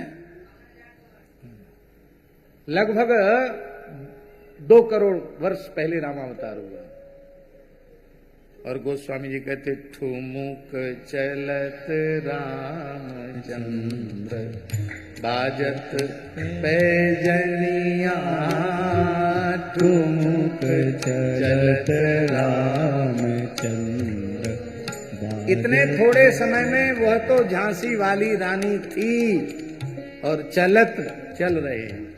इसका मतलब है सदा सर्वदा विद्यमान रहने वाली वस्तु तो केवल श्री ठाकुर जी। इसलिए भगवान के नाम में थे थी नहीं लगाया जाता है, न संतों के नाम में लगाया जाता है थे थी। संत थे नहीं, भगवान की सत्ता और भगवत प्राप्त संतों की सत्ता सदा सर्वदा विद्यमान रहती है। श्रद्धावान पुरुष जब चाहते तब अनुभव कर लेते हैं। अस्ति स्वस्थरुणी, वो वस्तु कैसी है? स्वस्थरुणी कराग्र विलसत कल्प प्रसूना प्रतम। स्वर्रमणिया देवांगनाएं उनके करकंज से अनवरत की जा रही पुष्प वृष्टि से ढकी हुई वो वस्तु है। अस्तिस्व तरुणी कराग्र विगलत कल्प प्रसूना प्लुतम वस्तु प्रस्तुत वेणुनाद लहरी। और वह प्रस्तुत वेणुनाद लहरी, बंसी बजा रहे हैं। निर्वाण निर्व्याकुलम, सबको व्याकुल बना दिया है, खुद अब व्याकुल बने हुए हैं। और इतना अद्भुत उनके वेणु माधुरी रूप माधुरी का जादू है कि अस्तिस्व तरुणी कराग्र विगलत कल्प प्रसूना प्लुतम वस्तु प्रस्तुत वेणुनाद लहरी। निर्वाण निर्व्याकुलम स्रस्त स्रस्त निबद्ध नीवि विलसत। गोपी जनों का नीवि बंधन ढीला हो गया है, उस ढीले नीवि बंधन को खिसकते हुए नीवि बंधन को ऊपर खिसका रही है। ऐसी हजारों गोपियों से घिरी हुई वह विचित्र वस्तु है वृंदावन की श्याम सुंदर श्री कृष्ण। और हैं कैसी? अखिलोदारम, इनसे बड़ा उदार और कोई दूसरा हो नहीं सकता है। न भूतो न भविष्यति ऐसो को उदार जगमाही। बिनु सेवा जो द्रवे दीन पर राम सरिस को नहीं। इनसे बढ़कर के कोई उदार नहीं, इनसे बढ़कर के कोई कृपालु दयालु नहीं। ऐसे हैं। कितने दयालु हैं? बिलमंगल जी कहते हैं हस्तन्यस्त नताप वर्ग।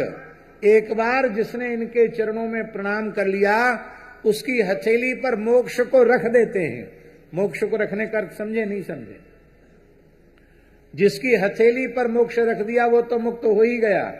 अब वो उस हथेली पर रखे हुए मोक्ष में से जिस जिसको बांटना चाहे उसको भी मुक्त कर सकता है। भगवान अपने भक्त को तो मुक्त कर देते हैं, भक्त में ऐसी सामर्थ्य दे देते हैं कि जिस जीव के कल्याण का भगवान का भक्त संकल्प कर ले, वो सर्व साधन शून्य जीव ही क्यों न हो, यदि किसी भगवत भक्त ने उसके कल्याण का संकल्प कर लिया है तो उस जीव के कल्याण में संदेह नहीं रहता। तब आप लोग कहेंगे कि फिर संत लोग, अब हम तो कुछ करेंगे नहीं, ना एक को माला फेरेंगे, ना भजन करेंगे, ना पाठ करेंगे, सत्संग करेंगे। ये संत लोग ही हमारे कल्याण का संकल्प कर लें तो संतों की क्या गर्ज पड़ी है जो तुम्हारे कल्याण का संकल्प करें। तुम संतों के सिद्धांत के अनुकूल जीवन बना लो तो उनका हृदय द्रवित हो जाएगा और अपने आप वे तुम्हारे लिए एकांत क्षण में भगवान से प्रार्थना करने लग जाएंगे। प्रभु, वो बेचारा जीव लगा है, ईमानदारी से लगा है आपकी ओर, आप जरूर कृपा करना, अपनी प्रचंड माया से बचाना, अपने चरणों की शरण प्रदान करना। और यह पूज्य संतों की एकांत में की गई प्रार्थना ही उस जीव को वह प्रदान कर देती है जो उसके अपने परिश्रम और पुरुषार्थ से उसे नहीं मिलता, अपने साधन से नहीं मिलता, वह संत सदगुरु की कृपा से मिल जाता है। बोलो भक्तवत्सल भगवान की जय। भृश्यत प्रसून कबरा मुमुहुर्विनीभ्य। आज हम सोचते थे कि वेणुगीत आज पूरा कर देंगे, लेकिन आज वेणुगीत यहीं तक पहुंच पाए, आगे बढ़ नहीं पाए। इतने सुंदर सुंदर भाव हैं। सप्ताह कथा में तो खाली वेणुगीत का नाम लेते हैं, पर यह सौभाग्य की बात है कि यहाँ 10वां स्कंध क्रमशः चल रहा है, इसलिए शेष भावों की चर्चा हम कल करेंगे। उसके पूर्व अशोक विदाश्रिया जी कुछ कहेंगे। वैसे उनको आरंभ में ही कहना था, लेकिन थोड़ा विलंब हो गया, कथा शुरू हो चुकी थी, तो वे हैं कल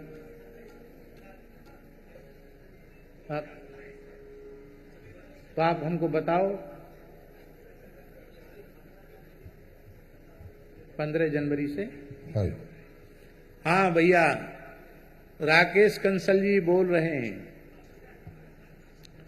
आपको तोहफा दे रहे हैं, बधाई दे रहे हैं, आपको सबसे बढ़िया प्रसाद दे रहे हैं कि श्री ठाकुर जी की कृपा से, भगवत कृपा से, भगवत संकल्प से, भगवत विधान से हम लोग ऐसा विचार कर रहे हैं कि अगले वर्ष 15 जनवरी से लेकर 21 जनवरी तक हम लोग यहाँ उत्सव करेंगे।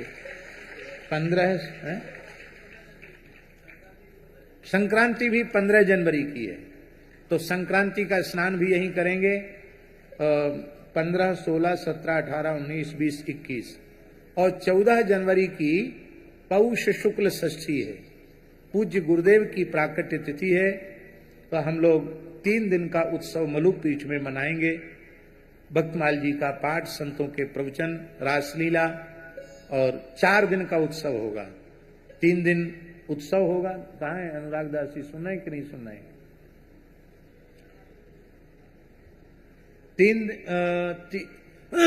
3 दिन का उत्सव होगा और चौथे दिन जो महाराज जी की प्राकट्य तिथि है उस दिन बधाई उत्सव होगा और भंडारा होगा, और उसी दिन हम चल पड़ेंगे तो रात तक यहाँ आ जाएंगे।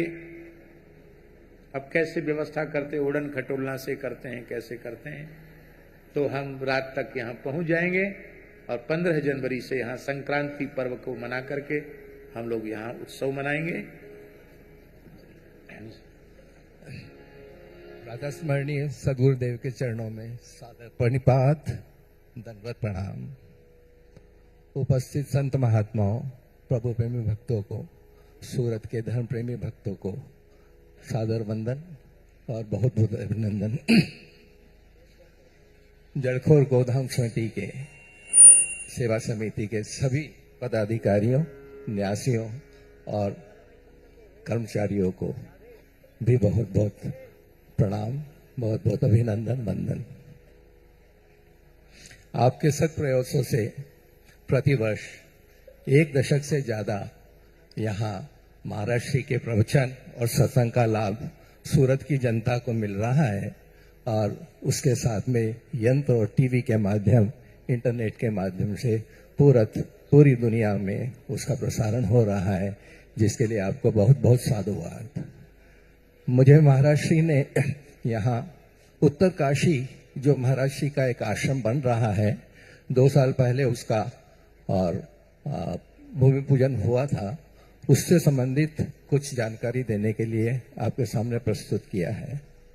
उत्तर काशी देहरादून से करीब 130 किलोमीटर की दूरी पर गंगोत्री हाईवे नंबर 34 के ऊपर उत्तर काशी शहर से, उत्तर काशी डिस्ट्रिक्ट से करीब 10 किलोमीटर की दूरी पर और गंगोत्री के रास्ते में है।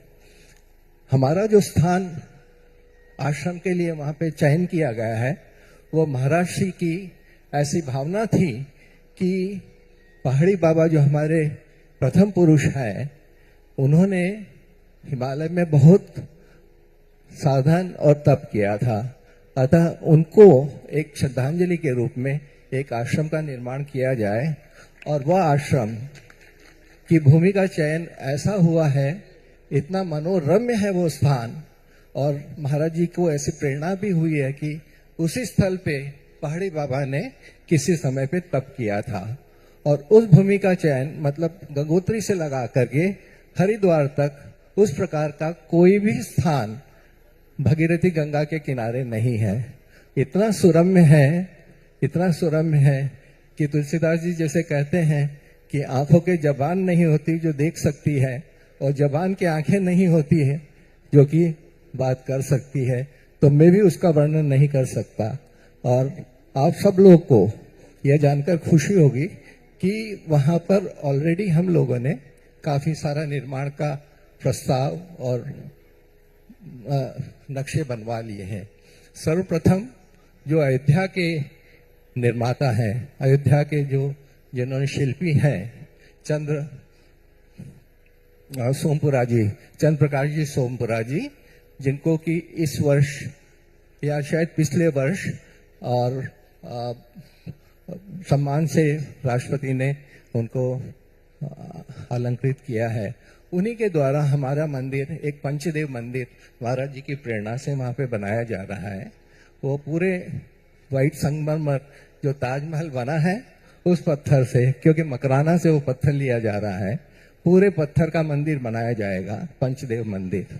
उसके साथ साथ पहाड़ी बाबा की समाधि रहेगी, और कम से कम 600 मीटर लंबा घाट भागीरथी के किनारे पर नमामि गंगे स्कीम के तहत बनाया जाएगा। वहीं पे संतों के लिए साधना कुटीर, भक्तों के लिए, हम तरीके भक्तों के लिए वहाँ पे जब कभी सत्संग होगा, उन सत्संग के लिए रहने की, निवास की व्यवस्था, सत्संग को जो है आयोजित करने की व्यवस्था इत्यादि रहेंगी। वहां से जब सीजन शुरू होता है, चारों धाम का सीजन जब शुरू होता है यात्राओं का, हर एक व्यक्ति को उस स्थान से पास होना ही पड़ता है।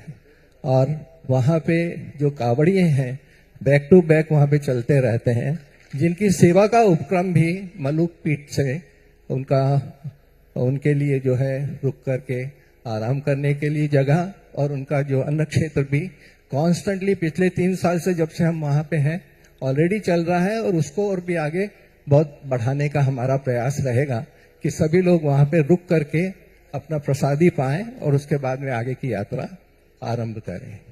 काफी बड़ा हमारा प्रोग्राम है वहां पे, 3 से 4 साल लगने वाले हैं उसमें, और एक मैं कहूँ रफली तो करीब 100 करोड़ का प्रोजेक्ट हो जाएगा। और उसके लिए जो है हम सब लोग, आप सब लोग मिलकर के प्रयास करेंगे, सहयोग करेंगे, ऐसी हमारी अपील है आप सभी लोगों से। अगले 9 मई से लगा करके और 16 मई तक का एक महाराज जी का सत्संग भी वहाँ होना है, जो भागवत कथा होने वाली है। उस भागवत कथा में भी कोई मनोरथी यदि बनना चाहे तो राकेश जी से यदि बात करेगा तो वो भी हो सकता है। और आप सब लोगों को एक खुला हृदय से आमंत्रण है कि आप आकर के उसके अंदर उस जगह की जो पवित्रता का अनुभव आप स्वयं लें। आप सभी लोगों से करबद्ध निवेदन है कि वहां आप आकर आए। हिमालय की एक जो गौ सेवा है, वो बद्रीश गाय उसका भी संवर्धन और उसकी सेवा हमारे आश्रम में ऑलरेडी चालू हो चुकी है, जिसको कि गवर्नमेंट ऑफ उत्तराखंड ने भी रिकॉग्नाइज किया है, और उसको हमें आगे भी बहुत बढ़ाने की संभावना भी है। और ऐसा महाराज जी का भाव भी है कि उस गौ माता की संरक्षण हमें करना चाहिए, संवर्धन करना चाहिए। उस गौ माता का दूध इतना ज्यादा औषधीय गुणों से संपन्न है कि मतलब बहुत कम दूध देती है, छोटी हाइट की गाय है वो, परंतु उसका औषधीय गुण बहुत बहुत ज्यादा है।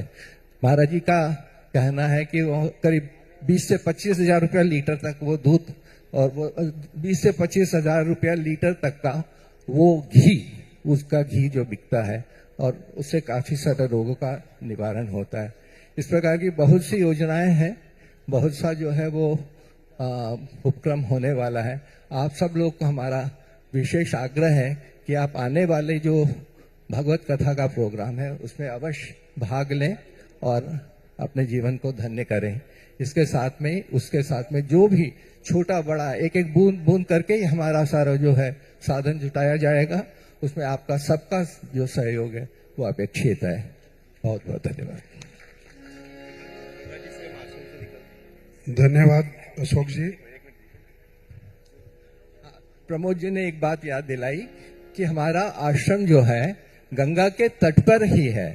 गंगा एक साइड में गंगा जी का तट है, पूरी गंगा बहती है, और दूसरी साइड से जो गंगोत्री का हाईवे नंबर 34 है, उसके बीच का जो है गंगा जी का मतलब हिमालय की वादी कहूं मैं, यदि उसको बोलो, हिमालय की वादी में हमारा आश्रम रहने वाला है और बहुत पवित्र स्थल है। इसलिए आप लोग को आकर के बहुत आनंद मिलेगा, और एक दिन के लिए आएंगे तो 7 दिन पूरे रहेंगे, ऐसा मैं आपको वादा दिलाता हूँ। Thank you. धन्यवाद विदावकर जी।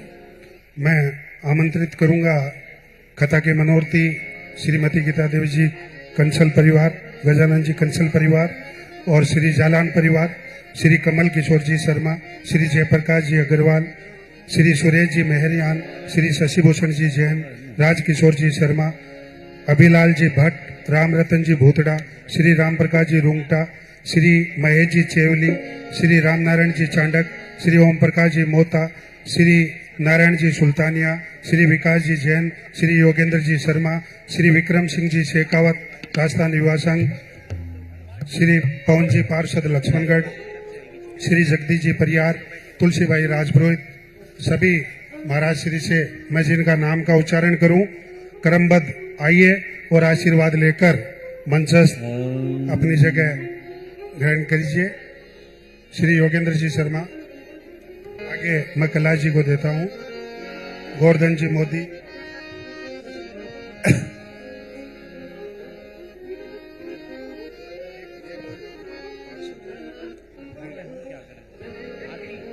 चेयरमैन जी जो सूरत, मनीषा बहन आहिर जी चेयरमैन श्री, वो भी पधारे।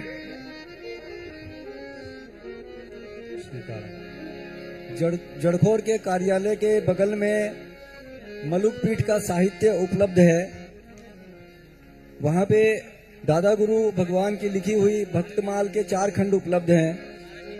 सदगुरु चरितामृत, परमार्थ के पत्र पुष्प, जिनके लिए महाराज जी ने परसों बतलाया कि भी हर साधक को ये जरूर पढ़ना चाहिए है। महाराज जी से आशीर्वाद लेकर आप लोग कृपया नीचे आते जाइए। मंच पे बहुत ज्यादा वजन हो गया है, तो इसलिए आपसे प्रार्थना है नीचे आते जाइए आप लोग। सदगुरु चरितामृत जो गुरुदेव भगवान ने अपने गुरुजी मतलब मेरे दादा गुरुजी का चरित्र लिखा है, वो पुस्तक उपलब्ध है। परमार्थ के पत्र पुष्प, जिसमें दादा गुरु के जो भक्त साधक थे उनके पत्रों का उन्होंने जो उत्तर दिया है वो है उसमें। गुरुदेव भगवान की मलुक प्रवचन सुधा, विनय पत्रिका गुरुदेव भगवान ने जो 15 महीने ये किया था, इसके ऊपर प्रवचन किया था, वह पुस्तक के रूप में उपलब्ध है। और उसकी पेन ड्राइव भी उपलब्ध है। मलुकदास वाणी, संत वाणी के 3 मेमोरी कार्ड उपलब्ध हैं, जिसमें महाराज जी की 60 कथाएं हैं, 325 भजन कीर्तन है, 574 प्रवचन है, और उसमें दादा गुरु की वाणी में भी बहुत ही अद्भुत भक्तमाल कथा है। बक्सर वाले मामा जी की वाणी में भागवत कथा है, और कीर्तन मशीन जिसमें 53 कीर्तन है महाराज जी की वाणी में। और जो जड़खोर के प्रोडक्ट्स हैं, जैसे उसकी भी स्टॉल लगी हुई है, वो भी आप वहां जाके देख सकते हैं। अमृत अर्क, गैस नाशक चूर्ण, हर्बल केश तेल, जो अपने को रोजमर्रा जीवन में जो चीजें काम आती हैं, वो सब का उत्पादन जड़खोर गोधाम में ही होता है। तो वो चीजें आप जड़खोर गोधाम के स्टॉल से खरीदेंगे तो इससे अप्रत्यक्ष रूप से जड़खोर गायों की सेवा भी होगी। अग्निहोत्र धूप बत्ती, हर्बल पेय, गुरुदेव भगवान बतलाते हैं कि चाय जो है, चाय तो है जहर, और ये अमृत, हर्बल पेय जो है ये अमृत है।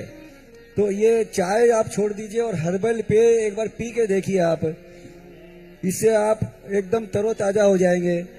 और च्यवनप्राश भी उपलब्ध है, हर्बल शैम्पू, हर्बल केस तेल, दर्दनाशक तेल, सभी चीज उपलब्ध है। तो आप जरगोर के स्टॉल पे जाके आप आरती अति पावन पुराण की, धर्म भक्ति विज्ञान खाने के।